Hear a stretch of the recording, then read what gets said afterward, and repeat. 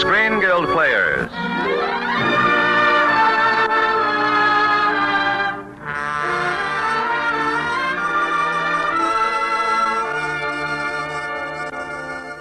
The Screen Guild play tonight, The Oxbow Incident.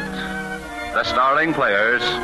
This is Edward Arnold. This is Harry Davenport. This is William Ide. And this is Jess Lee Brooks.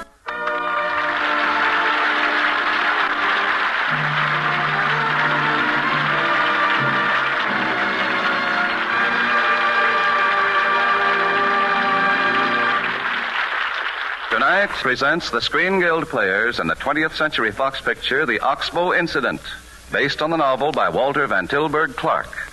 A realistic and absorbing study of what goes on in the minds of men when they form themselves into a mob. It stars Harry Davenport as Davies, Edward Arnold as Major Tetley, William Ide as his son Gerald, and Jess Lee Brooks as the Reverend Sparks. The Screen Guild Players and The Oxbow Incident.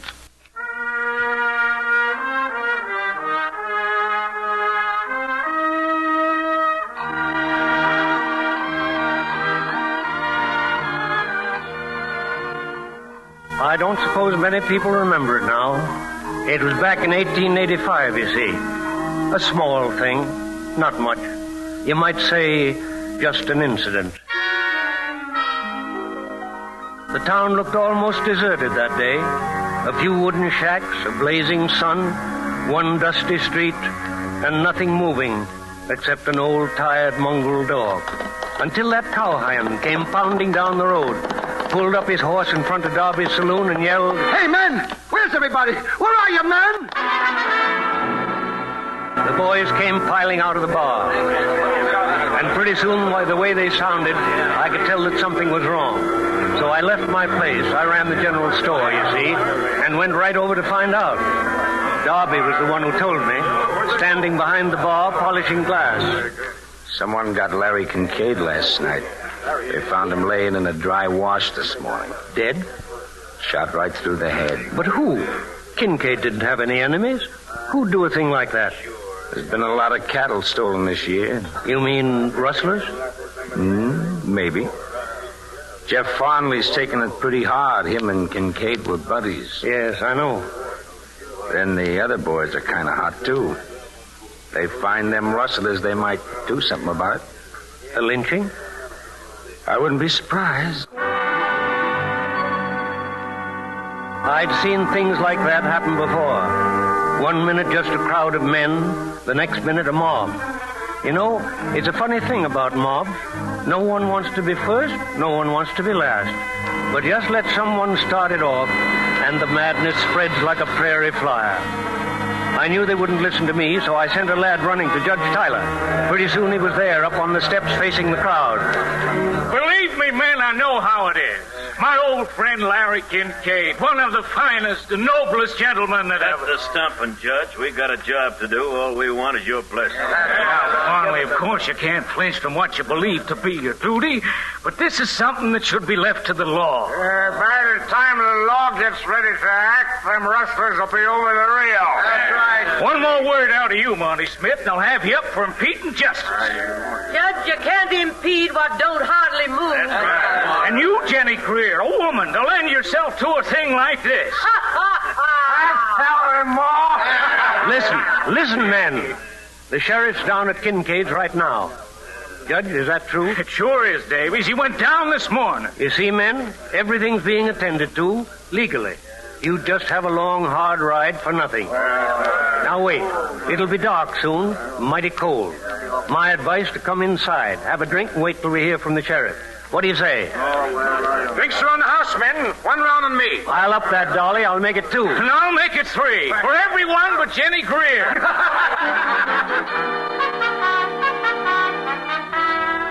We had them laughing. I was sure we'd won. Only just then we heard another voice. Level, hard, and cold as ice. What's the matter, men? Disbanding? Looks that way, Major Tetley. Brother Davies here just about convinced us. Of what, Mr. Davies? Why, it's useless to follow those men, Major. They could be over the Rio by now. Yeah, but they aren't. As it happens, they went east by Bridges Pass. Through the mountains? That's right, Farnley. by way of the Oxbow. But that's 8,000 feet up. They'd be crazy to go that way. Not so crazy, Mr. Davies, knowing how crazy it would look to us. How come you're so sure, Major? One of my riders saw him. He hid in the woods and let him pass. He thought it strange they should be driving cattle up there. Cattle. Any marks? Yes, Farnley. They carried the B-bar-H. It's Kincaid's mark. The dirty rats. How many were there? 3 of them. Strangers. My rider says he'd never seen them before. But, Major, why were you so long in bringing us this word? My son was out on the range. I knew he'd want to go along. Gerald, is that correct? I'm here, Father. Isn't that all that counts? It counts for me. Farnley, you stay off that horse. I'm not asking you, Farnley. I'm telling you. Telling me what, Judge? Now, look, Jeff, you don't have to worry. This business will be taken care of. Yeah, and I know who's going to take care of it. Me. Oh, now, Jeff. Whoever shot Larry Kincaid ain't coming in here for you to fuddle with your lawyer's tricks for 6 months. Kincaid didn't have 6 months to decide if he wanted to die. You ready, Tetley? Major Tetley, you mustn't let this be a lynching. It's scarcely what I choose, Davies. Promise me you'll bring them in for a fair trial. I promise I'll abide by the majority will of the posse. Now, look here, Tetley. You know what's legal. You can't have a posse without a sheriff. What about me? Yeah, what about you, Mapes? I'm a deputy. Sheriff swore me in before he left this morning. Well, in that case, Mr. Mapes, suppose you deputize the rest of us. You can't. It's illegal. No deputy can deputize. What do you think, Major? Well, that's good enough for me. Me too, Butch. Go ahead and pray. Butch Mapes, you're violating the law. Raise your right hand. I hereby solemnly swear I'm sworn in as a deputy in the case of the murder of Larry Kincaid, and I'm willing to abide by the decision of the majority, so help me God. Say I do. I do. All right, men, check your guns and horses. We leave here in exactly 10 minutes. Next night, buddy. Yippee!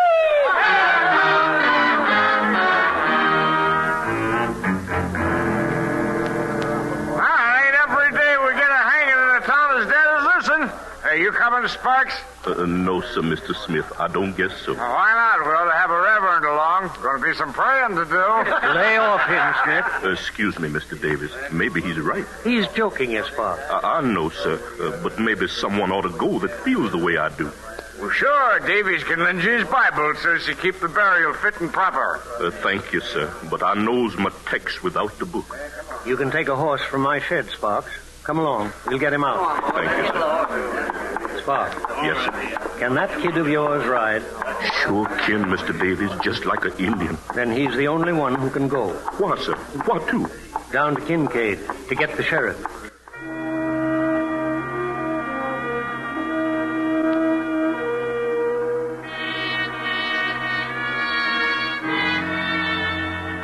Gerald, wouldn't your father want you to be riding up with him? Sure. I suppose so. Major Tetley and son riding out at the head of the pack. You don't like this thing, do you? How can you like it? Going out to hunt men like coyotes or rabbits. We're very brave, aren't we? 28 of us sticking together trying to tell ourselves we're noble and right. Not one of us willing to cut and run because we're afraid somebody might think we're yellow. You don't feel that way, did you? Why did you come? Because I'm weak. My father's strong. That's hell. You understand how that's hell? You didn't start this. It isn't your fault, son. If we get those men and hang them, I'll kill myself. I won't go on living remembering I saw it and was a part of it myself. You could still go home. No, I can't. Even if I could, it wouldn't matter. I don't count. Gerald! I'm coming, Father. Say, Davies, I just heard that Tetley kid sounding off. What's feeding on him anyway? Lots of things, I guess. You know, he's not much like his father, Darby. He's soft. Besides, he's been sick a lot. Likes to stay by himself and read. It don't sound right bright in the head to me. Maybe not. But how would you feel if you knew your own father hated you?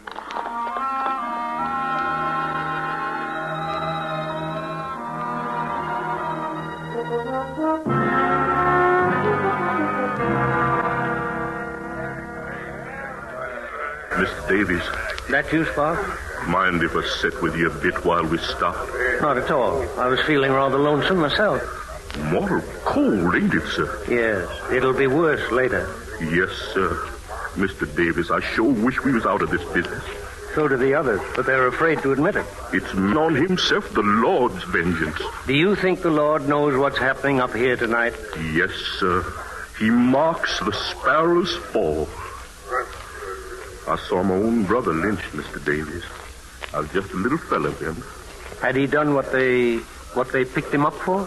We didn't any of us ever know. They lynched him without being sure. Oh, they made him confess. But it wouldn't have done no good if he didn't. Confessing just made it shorter, that's all. Yes. It happens that way sometimes. Time to move on, men. Come on, let's going.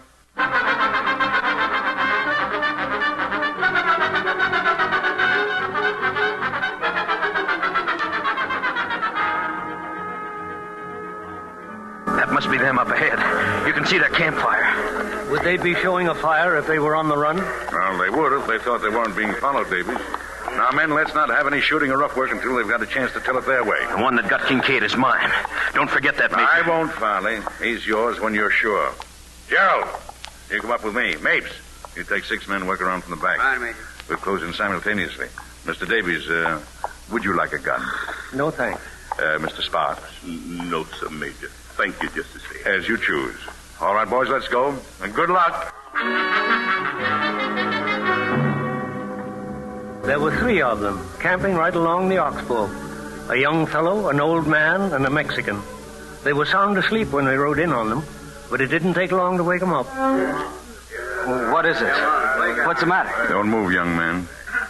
And put your hands up. The rest of you, too. You, Mex. No, Sabby. That's all right, brother. You will. Gerald, collect their guns. What are you trying to do? What do you want from us? We don't want nothing. This ain't no stick-up, mister. This is a posse. But we haven't done anything. That remains to be seen. Gerald! You fool, don't get between him and my gun. What's all the mystery? Why don't you tell us what we're being held for? I'd rather you told us. Told you what? What are you talking about? Rustling. Ever hear of it? Rustling? And murder. Murder? Ain't we had enough palaver? Let's get it done and go home. That'll do, Farley. Who says so? Who picked you to be boss anyway? We got him. I say let's swing him before we all freeze to death. All right, there's a fire over there. If you're cold, go warm yourself. All right, men. Bring the prisoners over by the fire. I'll question them there. Come on, get along, you. Mr. Davies, Yes, Sparks? you think the sheriff's going to get here in time? That's what I've been worrying about. Suppose he doesn't get here at all.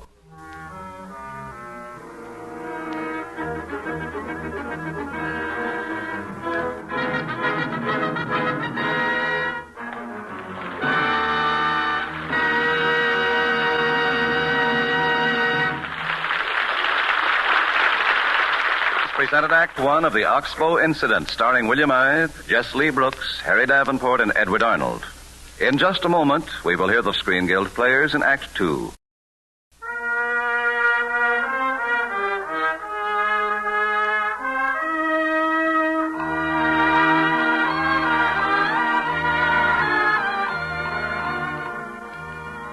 It was Major Tetley who questioned the prisoners. Very formal, very quiet. Too formal, too quiet. There was something unhealthy about it. Something horrible. Deep down inside, he was enjoying himself. He took the young fellow first, the one who seemed to be the boss. What's your name, young man? Donald Martin. Where are you from? Pike's Hole. That's a lie. Mr. Smith, Mr. Smith? I get around Pike's Hole a lot. I've never seen this fella before. I just moved in 3 days ago. Dave Baker's place. I bought it in Los Angeles last month. I gave him $4,000, sight unseen. Then, brother, you've been robbed. But my family's there right now, my wife and kids. Why don't you take me back and let me prove it? I'm entitled to a trial. You're getting a trial. The 28 of the only kind of judges, murderers, and rustlers get in this country. You have any cattle up there with you? I won't ask you again. Yeah. I got 50 head. Where'd you get them? Mr. Kincaid? That's what we figured, son. I didn't steal them. Honest. I bought and paid cash for them. You got a bill of sale? Mr. Kincaid was out on the range. He said he'd mail the bill of sale to me. Finally. Yeah? How long have you known Larry Kincaid? Ever since we were kids? You ever know him to sell any cattle without a bill of sale? Never. But he did. He'd tell you himself. Why don't you ask him? Quit bluffing. You know that Larry Kincaid can't tell us anything. Why not? Because he's dead. that wasn't enough for Tetley. He had to have his fun with the other two, the old man and the Mexican. But the old man just kept blubbering. I didn't do nothing. I don't want to die. I don't want to die in the dark. And the Mexican kept on insisting stubbornly. No sabe, senor. Me no sabe. And still young Martin stuck by his gun, refused to change his story one bit. I tell you, Kincaid was alive yesterday afternoon. He sold me those cattle to stock my place. Don't you believe me? Why do you have to blame it on me? Who gave you the right? Who sent you up here? The sheriff. That's not true, Major Tetley. The sheriff didn't even know we were coming. No, but I did. And that's right, mates. Mr. Davies, perhaps I should have said the deputy sheriff. That makes it quite legal, I believe. Now, listen, men. I'm not trying to obstruct justice, but this lad is only asking what he's entitled to, a fair trial. Martin, you say you're innocent, and I, for one, believe you. That makes you the only one, Davies. All right, men, time up. You don't mean you're gonna... You can't. I got some kids. One of them's just a baby. Just give me some time. That's all I want, a little time. You've had too much already. I gotta write a letter. If you're human, you'll give me time for that. Major Tetley, that's not so much to ask. I believe you may have a point, Mr. Davies. Mates, what time is it? 5 after 3. Gentlemen, just a moment. We don't want to give anyone cause for complaint. With your permission, we will wait until daylight. That'll give Reverend Sparks the time to settle his business at leisure.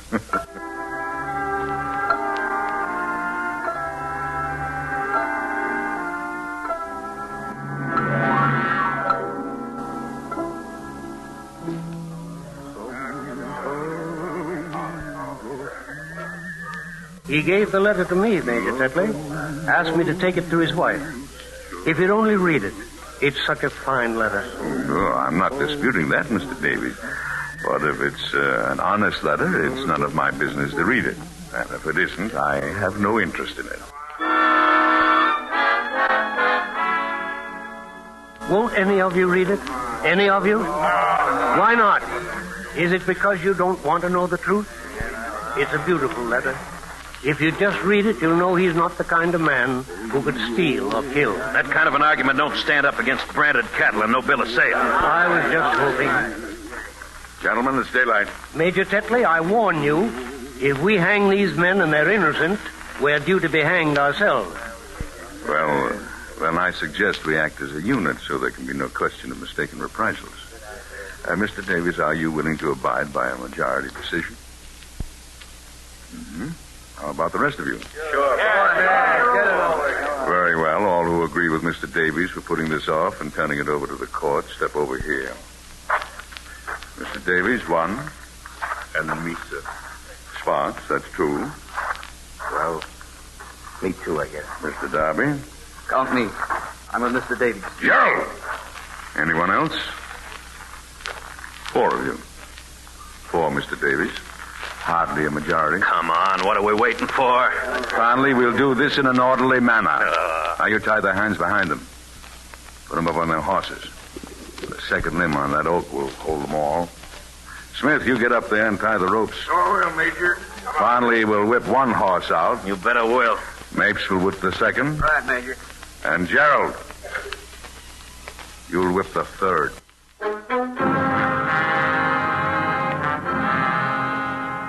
I could see it now. The terrible, quiet cruelty of the man, forcing his son, a boy like Gerald, to be an executioner.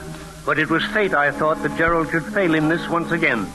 At the very last moment, the boy turned away, sobbing and choking, until Tetley stepped forward, struck him down with his gun, and whipped the third horse out himself. Then, as those 3 figures kicked convulsively in the air, he turned to Farnley, very quietly. Finish him, Farnley. Right.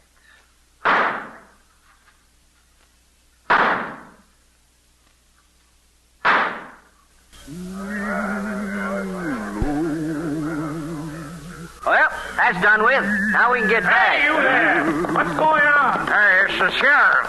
What's up, huh? That's all they're shooting for. There they are, Sheriff. We got them all right. Got who, Mapes?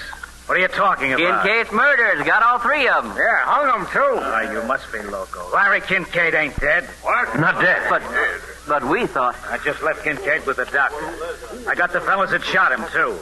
But, Sheriff, these fellas, they had Larry's cattle, no bill of sale. Give me your badge, mate. Oh, sure.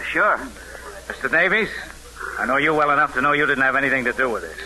I'm depending on you to tell me who did. All but 4. God better have mercy on the rest of them, or they ain't gonna get any from me. Meet you at Judge Tyler's in the morning.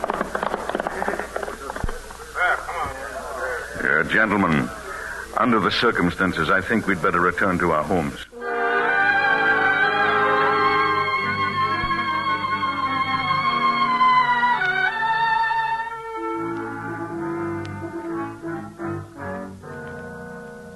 I'm going into my study, Gerald. I wish to be alone. I want to talk to you first. I have no desire to discuss anything with you. No. Because you've got an idea what I want to say. You loved it, didn't you?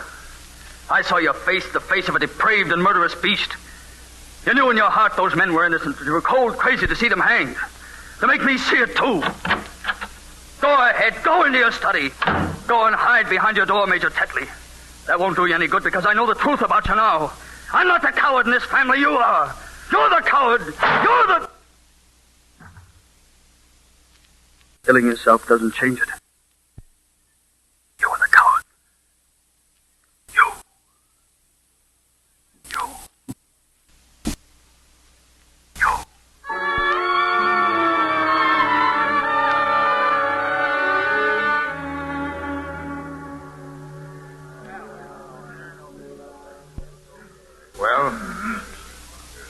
Well, what's the matter? Don't anyone want to buy a drink? I ain't running this saloon for my health, you know.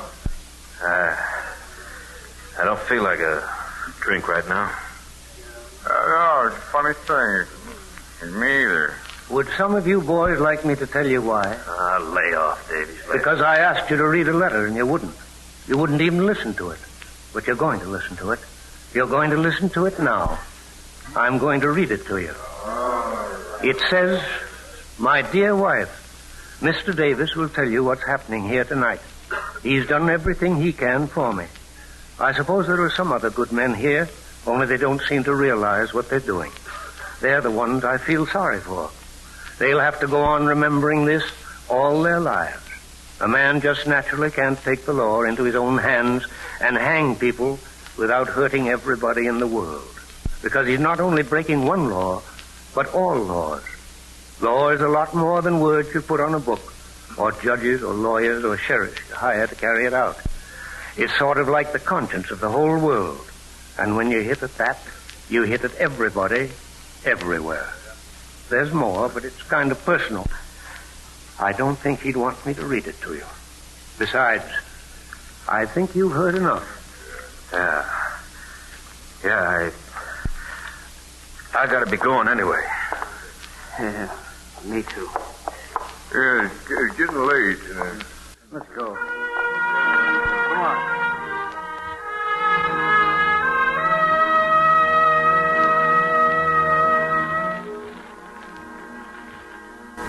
They're gone now. The town looks almost deserted again. A blazing sun, one dusty street, and nothing moving except an old, tired, mongrel dog. It won't be remembered very long. A small thing, not much. You might say, just an incident. Swing low, sweet cherry dove, coming.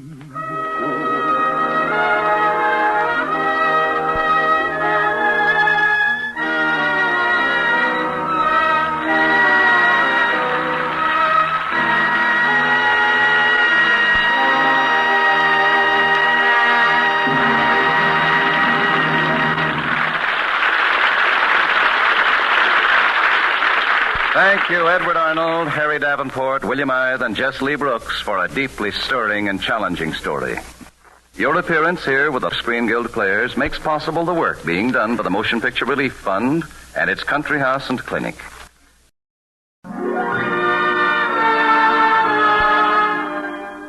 Music on tonight's program was arranged and conducted by Wilbur Hatch. Truman Bradley speaking, saying thank you and good night. This is CBS, the Columbia Broadcasting System.